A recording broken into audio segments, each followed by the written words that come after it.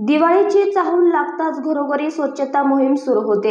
दिवाळीची साफसफाई करताना एका कुटुंबाला खजिना सापडला, मात्र तिचा कुटुंबाला काडीचाही उपयोग नाही।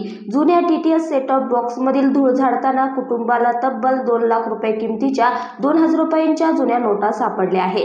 ही घटना सोशल मीडियावर व्हायरल झाली असून अनेकांनी यावर विविध प्रतिक्रिया दिल्या आहे। बिगेस्ट दिवाळी सफाई ऑफ 2025 असं कॅप्शन देत तरुणाने एक पोस्ट शेअर केली आहे।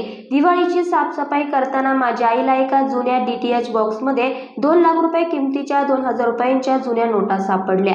हे पैसे कदाचित नोटबंदीच्या वेळी माझ्या देशी वडिलांनी तिथे ठेवले असावेत। आम्ही बाबांना अजून सांगितले नाही।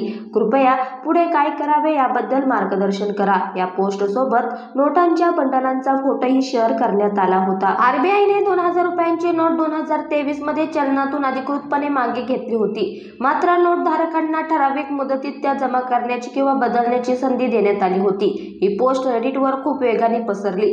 युजरने यावर गमतीशीर आणि सहानुभूतीपूर्ण प्रतिक्रिया दिल्या।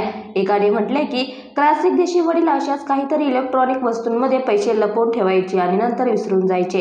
दुसऱ्याने गमतीत म्हटले की त्यांना सांगा की तुम्ही त्या नोटा बदलून द्याल आणि संपूर्ण रक्कम सुरक्षित ठेवाल। दरम्यान ही बातमी सोशल मीडियावरील माहितीवर आधारित आहे। यातील दाव्याची स्वतंत्रपणे पडताळणी केलेली नाही, पण या घटनेने नोटबंदीच्या काळातील लोकांच्या आर्थिक व्यवस्थापनाच्या पद्धतीवरही प्रकाश टाकला आहे। यावेळी अनेकांनी पैसे सुरक्षित ठेवण्यासाठी विविध मार्ग अवलंबले होते। यापैकी हा एक प्रकार असल्याचं दिसून येतं।